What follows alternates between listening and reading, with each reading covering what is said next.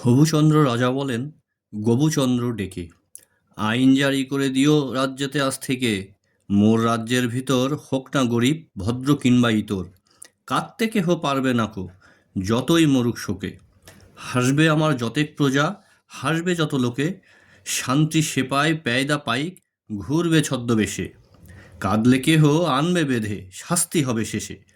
বললে গবু, হুজুর, ভয় যদি কেউ পায় কখনো, দৈত্যদানা যুজুর, কিংবা যদি পিছলে পড়ে মুন্ডু ফাটাই কেহ, গাড়ির তলে কারুর যদি থেতলিয়ে যায় দেহ, কিংবা যদি কোনো প্রজার কান দুটি যায় কাটা, কিংবা যদি পড়ে কারুর পিঠের উপর ঝাঁটা, সত্যিকারের বিপন্ন হয়ে যদি, তবুও কি সবাই তারা হাসবে নিরবধি?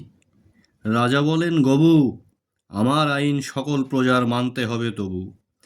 কেউ যদি হয় খুন বা জখম, হাড্ডিতে ঘুণ ধরে, পাজরা যদি ঝাঁঝরা হয়ে মজ্জা ঝরে পড়ে, ঠ্যাংটি ভাঙে হাতটি কাটে, ভুঁড়িটি যায় ফেসে, অন্ধকারে স্কন্দ কাটা ঘাটতি ধরে ঠেসে, কিংবা যদি ধরের থেকে মুন্ডুটি যায় উড়ে, কাঁদতে কেহ পারবে নাকো বিশ্রী বিকট সুরে।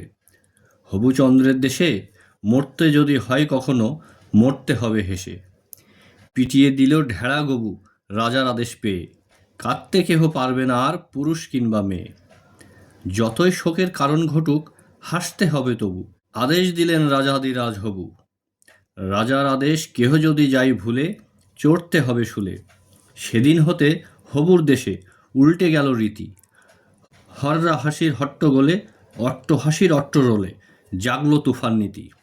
হাসির যেন ঝড় বয়ে যায় রাজ্যখানি জুড়ে, সবাই হাসে যখন তখন প্রাণ কাঁপানো সুরে। পেয়দা পাইক ছদ্মবেশে হদ্দ অবিরত, কান্না কারো শুনতে না পাই হাঁপায় রীতিমতো।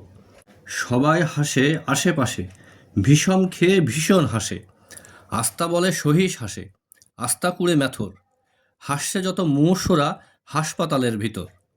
আইন জেনে সর্বনেশে ঘাটের মরা উঠছে হেসে, বেতরোগী দেতো হাসি কাশছে বসে ঘরে, কাশতে গিয়ে কেশো বুড়ো হাসতে শুরু করে।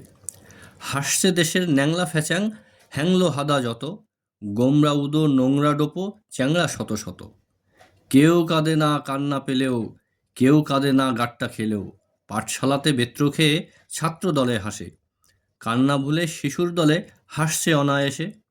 রাজা হবু বলেন, আবার গবুচন্দ্রে ডাকি, আমার আইন মেনে সবাই আমায় দিল ফাঁকি। রাজ্যে আমার কাদার কথা সবাই গেল ভুলে, কেউ গেল না শুলে। একটা লোকও পেলাম না এইবারে, শুলে চড়ায় যারে।